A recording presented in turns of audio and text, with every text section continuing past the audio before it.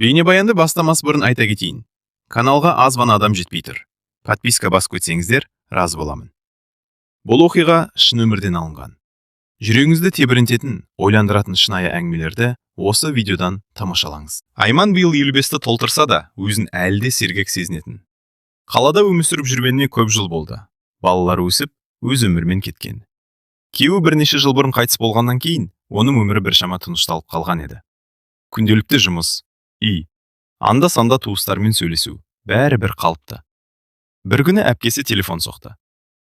Айман, біраз уақыт ауылға келіп кетсеңші, денсаулығым соңғы кезде мәз емес, деді шаршаған дауысымен. Айман көп ойланбады. Көптен бері туған ауылына бармаған. Бала күнгі көшелерді, таныс адамдарды сағынған сол сәтте ғана түсінді. 2 күннен кейін ол жолға шықты. Кешке қарай автобус ауылға кіріп келгенде, Айман терезеден сыртқа ұзақ қарап отырды. Бәрі өзгермегендей көрінді. Ескі дүкен, шаң басқан жол, мектептің алдына тұрған биік теректер. Автобустан түскен кезде оны әпкесі Гүлнәр күлімсіреп қарсы алды. Айман, келдің бе ақыры? Деп құшақтап алды. Қалайсың апа? Даусың шашаңқы естілген соң уайымдап кеттім, деді Айман. Жай ғой, жас келген соң бәрі сезіледі, деп күліп қойды әпкесі. Екеуі үйге қарай жүрді. Үй бұрынғыдай жылы, таныс иіс аңқып тұрды. Айман кіре сала бала күнгі естеліктерін есіне түсіріп, үйдің әр бұрышына қарап шықты. Сол кезде сырттан есік сықырлап ашылды. Айман бұрылып қарады. Есіктен ұзын бойлы, ығы кең ер адам кіріп келе жатты. Шашына ақ араласа бастағанмен, жүзі әлде нық, көзі өткір. Бұл Ерлан еді. Оның жездесі. Айман оны соңғы рет шамамен 10 жыл бұрын ғана көрген. «О, Айман келді ме?» деді Ерлан таңырқап. «Иә, жезде, келіп қалдым», деді Айман сәл қысылып. Ерлан жақындап келіп қолын ұсынды. «Қалайсың, өзгермепсің ғой?» Айман күлімсірегенмен, оның көзқарасынан бір түрлі нәрсе сезді. Ерлан бұрынғыдай емес, сәл ұзақ қарап тұрғандай. «Қала саған жарасады екен», деді ол. «Қойыншы, жезде, жас қайтты ғой», деп Айман күліп жіберді. «Жоқ, шынымен айтып тұрмын», Гүлнәр ас үйден дауыстады. «Әй, сендер есік алдында тұрмай ішке кіріңдер». Кешкі асқа бәрі дастархан басына жиналды. Әпкесі самауырын қойып, бауырсақ пен ет әкелді. Әңгіме бірден қызып кетті. Ерлан ауыл жаңалықтарын айтып отырды. «Биыл жаңадан жол салып жатыр, ауыл біраз өзгерейін деп тұр», деді ол. Айман тыңдап отырып, кейде оның өзіне қарап отырған байқап қалады. Алғашында мән бермеді, бірақ кеш бойы сол көзқарас бірнеше рет қайталанды. Түнге қарай бәрі тынышталып, үй іші ұйқыға дайындала бастады. Айманға бөлек бөлме берілді.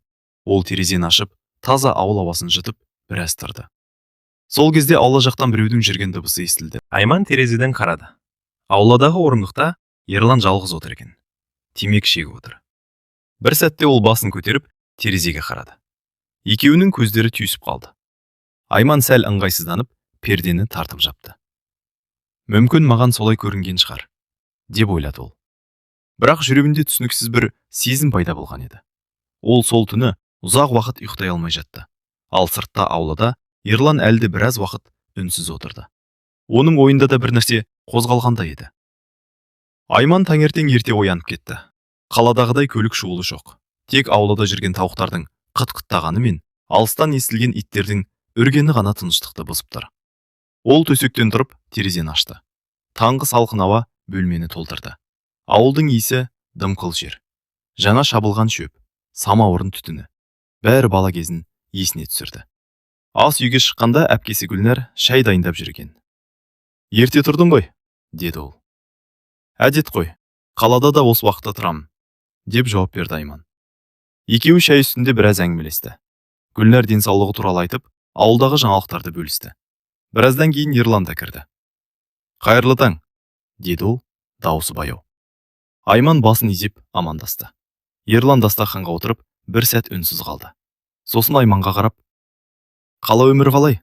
деп сұрады. «Бір қалыпты, жұмыс, үй, басқа ештеңе жоқ», деді Айман. «Жалықтырмай ма?» Айман иығын көтерді. «Кейде жалықтырады». Сол сәтте Ерлан жымия қарап қойды. Айман оның көзқарасын байқап, басқа жаққа қарады. Күн тез өтіп кетті. Түске дейін Айман әпкесіне үй шаруасына көмектесті. Аула сыпырды. бақшаны аралады. Ауылдағы қарапайым тіршілік оған бір түрлі тыныштық беретін. Кешке қарай күн салқындай бастады. Айман ауладағы орындыққа шығып отырды. Күн батып бара жатқан. Аспан қызғылт түске боялып, ауыл үстіне баяу қараңғылық түсіп жатты. Сол кезде қақпа сықырлап ашылды. Ерлан келді. Ол бірден үйге кірмей, Айман отырған жаққа бұрылды. Жалғыз отырсың ба? Деді. Иә, ауа жұтып отырмын. Ерлан орындықтың екінші шетіне отырды. Бірнеше минут екеуі үнсіз отырды. Тек алыстан сиырлардың мөңірегені естіледі. Айман, деді кенет Ерлан. Иә? Сені соңғы рет қашан көрдің? 10 жыл болды ма? Шамамен солай шығар. Ерлан басын изеді. Бірақ сен мүлде өзгермепсің. Айман күліп жіберді. Қойыңызшы, жезде. Айнаға қарап жүрмін ғой. Жоқ, шынымен айтып тұрмын. Оның даусы бұл жолы салмақты шықты. Айман алғаш рет оның жүзіне тік қарады. Ерланның көзқарасы бұрынғыдай әзіл емес, әлде қайда байсал деді. Бір нәрсе айтайын ба? Деді ол баяу. Айман сәл таңырқап қалды. Айтыңыз. Ерлан біраз үнсіз отырды. Сосын төмен қарап сөйлей бастады. Жас кезімізде сен маған ұнайтынсың. Айман бір сәтке не айтарын білмей қалды. Қалай? Деді ол абдырап. Солай. Бірақ сен жас едің. Сосын әпкеңмен таныстым. Өмір солай кетті. Айман жүрегінің соғысы жиілеп кеткен сезді. Жезде, өткен нәрсені қазбалаудың қажеті жоқ шығар, деді ол абайлап. Ерлан басын көтерді. Иә, мүмкін. Бірақ ол тағы бір сөз қосты. Бірақ кейде адам ішінде қалған нәрсені айтуы керек екен. Айман орнынан тұрды. Мен үйге кірейін. Даусы сәл қатқыл шықты. Айман. Ол тоқтады. Мен ештеңе талап етіп отырған жоқпын, деді Ерлан. Тек шындықты айттым. Айман жауап бермеді. Үйге кіріп кетті. Түнде ол тағы да ұйықтай алмады. Ерланның сөздері қайта-қайта ойына орала берді. Жас кезінде сен маған ұнайтынсың. Ол мұны не үшін айтты? Қарапайым естелік пе? Әлде басқа мағына бар ма? Айман төбеге қарап ұзақ жатты. Ал ауылда тағы да біреу жүргендей дыбыс естілді. Бұл жолы ол терезеге қарамады. Бірақ жүрегі біртүрлі мазасыз күйде еді. Өйткені бұл әңгіме енді жай кездейсоқ сөз емес екенін ол іштей сезе бастаған. Айман үшінші күн таңын тағы да ерте қарсы алды. Бірақ бұл жолы ол сергек емес еді. Түнде бірнеше рет оянып шықты. Ерланның кешегі сөздері санасынан кетпей қойды. Жас кезінде сен маған ұнайтынсың. Бұл сөздер жай естелік сияқты естілгенмен, оның айтқандағы көзқарасы мүлде басқаша еді. Айман ас үйге шыққанда әпкесі әлдеқашан оянып, самаурын қойып қойған екен. Ұйқың қалай деп сұрады Гүлнәр. Жақсы, деді Айман қысқа ғана. Ол жездесімен көз түйістірмеуге тырысты. Бірақ дәл сол кезде Ерлан да ас үйге кіріп келді. Қайырлы таң, деді ол. Айман жай ғана басын изеді. Дастархан басында әңгіме аз болды. Ерлан көбіне үнсіз отырды. Бірақ Айман оның кейде өзіне қарап отырғанын тағы да сезіп отырды. Түстен кейін Гүлнәр кенеттен: Айман, мен ауданға барып келуім керек, дәрі алуым керек, деді. Мен барайын ба, деді Айман. Жоқ, өзім-ақ барып келем. Сен үйде демалып отыр. Ерлан да сол жерде отыр еді. Мен де мал қарап келейін, деді ол. Біраздан кейін Гүлнәр көлікке отырып кетіп қалды. Айман үйде жалғыз қалдым деп ойлады. Ол ас үйді жинап, сосын аулаға шықты. Бақшадағы гүлдерді қарап жүрді. Күн жылы, жел жеңіл соғып тұр. Бір кезде артынан аяқ дыбысы естілді. Айман бұрылып қарады. Ерлан екен. Сен кетіп қалмадыңыз ба, деді ол таңырқап. Малшыларға тапсырма беріп келдім, деді Ерлан. Ол қолын қалтасына салып, Айманға жақындап келді. Ауыл ұнап жатыр ма? Ұнайды, тыныш. Қалада мұндай тыныштық жоқ шығар. Иә, жоқ. Екеуінің арасында тағы да қысқа үнсіздік орнады. Айман өзін біртүрлі сезіне бастады. Мен үйге кірейін, деді ол. Ол бұрылып жүре бергенде Ерлан дауыс шықты. Айман, кеше айтқан сөзіме ренжіп қалдың ба? Айман тоқтады. Жоқ, жай ғана күтпеген сөз болды. Бірақ ол шындық. Айман терең дем алды. Өткен нәрсені қозғаудың қажеті жоқ, жезде. Неге? Айман жауап бермеді. Сол кезде Ерлан тағы бір қадам жақындады. Кейде адам өмірінде айтып үлгермеген нәрселер болады. Айман оның тым жақын тұрғанын байқады. Жүрегі сәл тез соға бастады. Бұл дұрыс әңгіме емес, деді ол. Ерлан оның көзіне қарап тұрды. Неге дұрыс емес? Өйткені сіз менің әпкемнің күйеуісіз. Бұл сөздерден кейін біраз уақыт үнсіздік орнады. Ерлан ақырын басын изеді. Иә, солай. Бірақ ол кетпеді. Айман алғаш рет оның көзінде әлдебір күрделі сезімді көрді. Бұл жай әзіл де емес, жай естелік те емес еді. Сол кезде алыстан көлік дыбысы естілді. Гүлнар қайтып келе жатқан сияқты. Айман бірден жеңіл дем алды. Апа келді, деді ол. Ерлан да қақпа жаққа қарады. Иә, бірақ оның даусында бір түрлі өкініш бар сияқты еді. Айман үйге кіріп кетті. Жүрегі әлі де тынышталар емес. Себебі ол бір нәрсені анық түсінді. Бұл жағдай жай әңгіме емес. Ерланның ойында басқа нәрсе бар. Ал ең қорқыныштысы, Айман не істеу керегін әлі өзі де білмейтін. Сол кештен бастап Айман жездесімен жалғыз қалмауға тырысатын болды. Бірақ ауыл кішкентай. Бір үйде тұрып бір-бірінен қашу оңай емес еді. Ал ең қауіптісі, бұл жағдай енді ғана басталып жатқан сияқты. Келесі бірнеше күн Айман үшін біртүрлі өтті. Ол жездесімен мүмкіндігінше аз сөйлесуге тырысты. Көбіне әпкесінің жанынан шықпайтын болды. Бірақ үй біреу болғандықтан бәрібір кейде көздері түйісіп қалып жүрді. Ерлан да бұрынғыдай көп сөйлей бермейтін болды. Бірақ оның көзқарасы өзгермеген. Айман соны байқап жүрді. Сол күні түстен кейін аспан күрт бұзылды. Қара бұлттар жиналып, ауыл үстін қараңғылық басып кетті. Жел күшейіп, көп ұзамай нөсер жаңбыр басталды. Гүлнар терезеден сыртқа қарап тұрды. Ой, мына жаңбыр тоқтайтын түрі жоқ қой, деді. Айман да сыртқа көз тастады. Жаңбыр қатты құйып тұр. Бір кезде Гүлнар телефонға қарады. Айман, мен көрші ауылдағы әпкемнің үйіне барып келейін деп едім. Бір шаруасы бар екен. Бірақ мына жаңбыр. Ертең барасыз, деді Айман. Жоқ, бүгін керек дейді. Ерлан, сен мені апарып тастай аласың ба? Ерлан басын изеді. Апарып тастаймын. Бір сағаттан кейін жаңбыр сәл бәсеңдеді. Ерлан көлікті шығарып, Гүлнарды отырғызды. Айман есік алдында тұрды. Ұзақ болмаймын, деді әпкесі. 1-2 сағатта келем. Жарайды апа. Көлік қақпадан шығып кетті. Айман үйге кірді. Үй іші бірден тынышталып қалғандай болды. Жаңбырдың шатырға соққан дыбысы ғана естіледі. Айман ас үйде шай қойып, терезе алдында отырды. 1 сағаттай уақыт өтті. Кенет қақпасы қырылады. Айман таңырқап терезеден қарады. Ерлан келіп тұр. Ол үйге кірді. Апам қайда? Деп сұрады Айман. Көрші ауылда қалады екен бүгін. Туыстары келген екен. Айман бір сәтке үнсіз қалды. Яғни бүгін келмей ме? Иә, үй ішінде біртүрлі тыныштық орнады. Жаңбыр қайтадан күшейе бастады. Айман шай құйды. Шай ішесіз бе? Ішемін. Ерлан дастарханға отырды. Екеуі біраз уақыт үнсіз шай ішті. Бір кезде жарық, бір жанып, бір өшті. Сосын кенет өшіп қалды. Электр кетті, деді Айман. Иә, жаңбырдан шығар. Ерлан орнынан тұрып, шкафтан шам алып шықты. Шамды жағып, үстелдің ортасына қойды. Жұмсақ сары жарық бөлмені әлсіз ғана жарықтандырды. Сол жарықта бөлме мүлде басқаша көрінді. Айман шам жарығында Ерланның өзіне қарап отырғанын байқап қалды. Неге қарап отырсыз? Деді ол. Ерлан жымиып қойды. Бір нәрсе айтайын ба?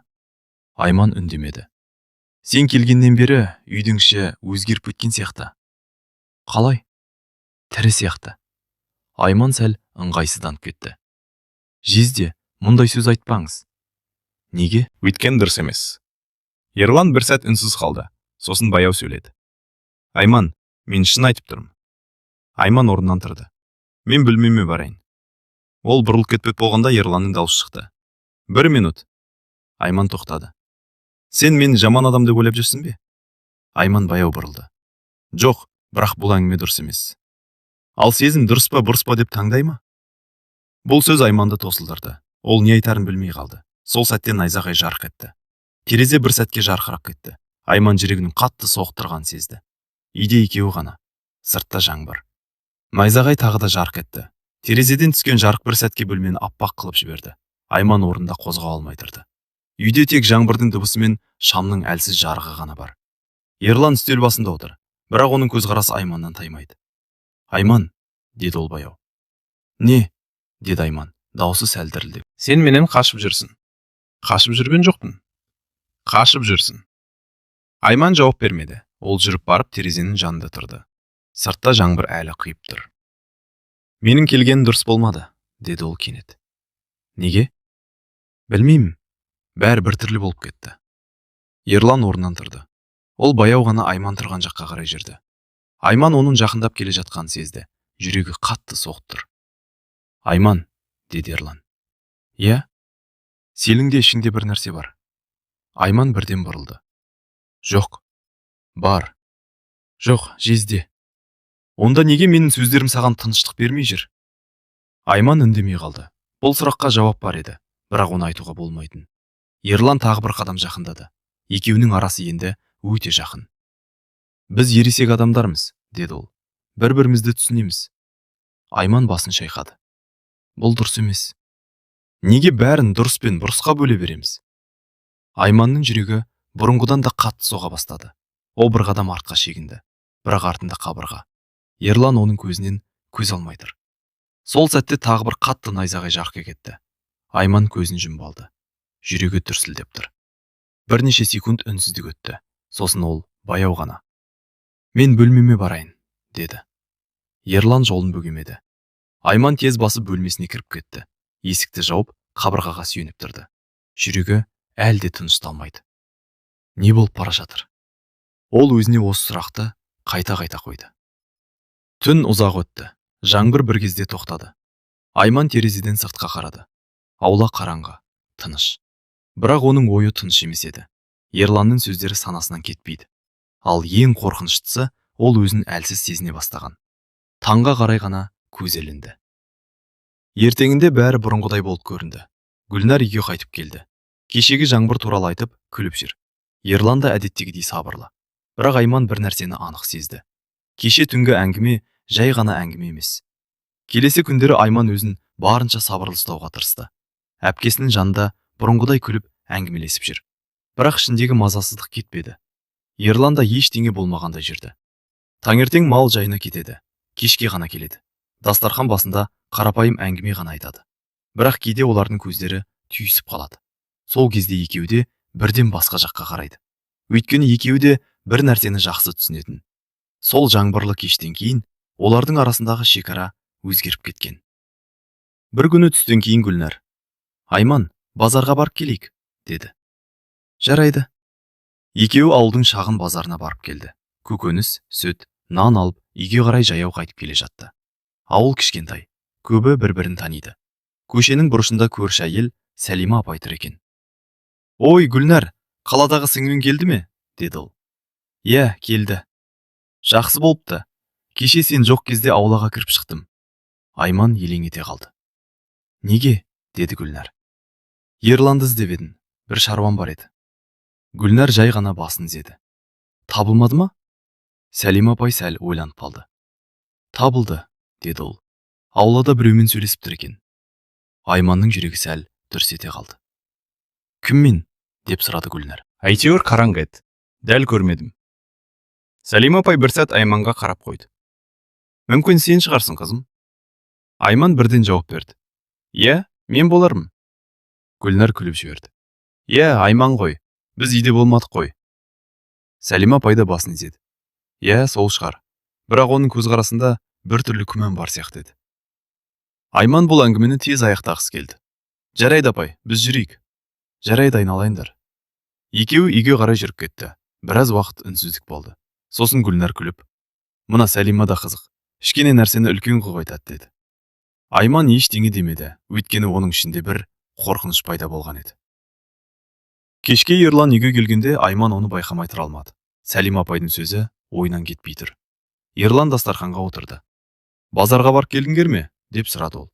"Иә", деді Гүлнар. "Сәлима апайды көрдік." Ерланның қолы бір сәтке тоқтап қалды. "Иә ме?" "Иә, ол кеше аулаға кіріп шықтым", деді. Ерлан ештеңе демеді. Айман оның көзқарасын байқап қалды. Бірақ бұл жолы олардың көздері ұзақ түйіспеді. Екеуі де бір нәрсені түсінді. Ауылда ештеңе жасырын қалмайды. Біреу байқаса, ертең бүкіл ауыл білуі мүмкін. Ал бұл жағдай ашылып кетсе, ең бірінші болып зардап шегетін адам Гүлнар. Сол түні Айман ұзақ ойланды. Мұны тоқтату керек. Бірақ қалай? Ал ең қиыны, Ерлан бұл әңгімені тоқтатқысы келетін адамға ұқсамайтын. Сәлима апаймен болған әңгімеден кейін Айманның көңілі мүлде тынышталмады. Ауылдың сөзге тез ілігетінін ол жақсы білетін. Біреу бір нәрсе байқаса, ертеңіне бүкіл ауылға тарайды. Ал ол болса, әпкесінің үйінде жүр. Бұл ой оның жанын ауыртты. Сол түні ол ұзақ ойланды, бір шешімге келді. Бұл әңгімені тоқтату керек. Ерланмен ашық сөйлесу керек. Келесі күні түстен кейін Гүлнәр көрші үйге кеткен. Бір әйелдің туған күні бар екен. Кешке дейін келем, деді ол. Айман басын изеді. Үй тағы да тынышталып қалды. Айман аулаға шығып, бақшаның жанындағы орындыққа отырды. Күн ыстық, бірақ оның ішіндегі салқындық кетпейді. Біраздан кейін қақпа ашылды. Ерлан кірді. Ол бірден Айман отырған жаққа қарады. Айман орнынан тұрды. Жезде, сізбен сөйлесуім керек. Ерлан сәл таңырқап қалды. Тыңдап тұрмын. Мұнда емес, үйде. Екеуі үйге кірді. Ас үйге барып, үстелдің екі жағына отырды. Айман керең дем алды. Мен бұл әңгімені жалғастырғым келмейді. Ерлан үндемей тыңдап отыр. Қай әңгімені, деді ол. Сіз жақсы түсініп отырсыз. Бірнеше секунд үнсіздік өтті. Сен кешегі сөздер үшін айтып отырсың ба, деді Ерлан. Иә. Неге? Айманның даусы қатайып шықты. Өйткені бұл дұрыс емес. Тағы да сол сөз. Өйткені солай. Айман алғаш рет даусын көтерді. Сіз менің әпкемнің күйеусіз. Бұл үй әпкемнің үйі, ал мен оның сіңлісімін. Ерлан столға қарап отырды. Мен ештеңе істеген жоқпын. Бірақ сіздің сөздеріңіз бәрін өзгертіп жіберді. Ерлан басын көтерді. Сен де бәрін сезіп отырсың. Айман бірден жауап берді. Жоқ. Айман, өзіңді алдама. Мен өзімді алдап тұрған жоқпын. Ол орнынан тұрып кетті. Мен ертең қалаға кетем. Бұл сөз Ерланға күтпеген сияқты болды. Не? Иә, осымен бәрі бітеді. Ерлан да орнынан тұрды. Қашып кетпекшісің бе? Мен қашып жатқан жоқпын. Мен дұрыс нәрсе жасап жатырмын. Ерлан біраз үнсіз тұрды. Сосын баяу ғана. Ал егер мен сені жібергім келмесе ше?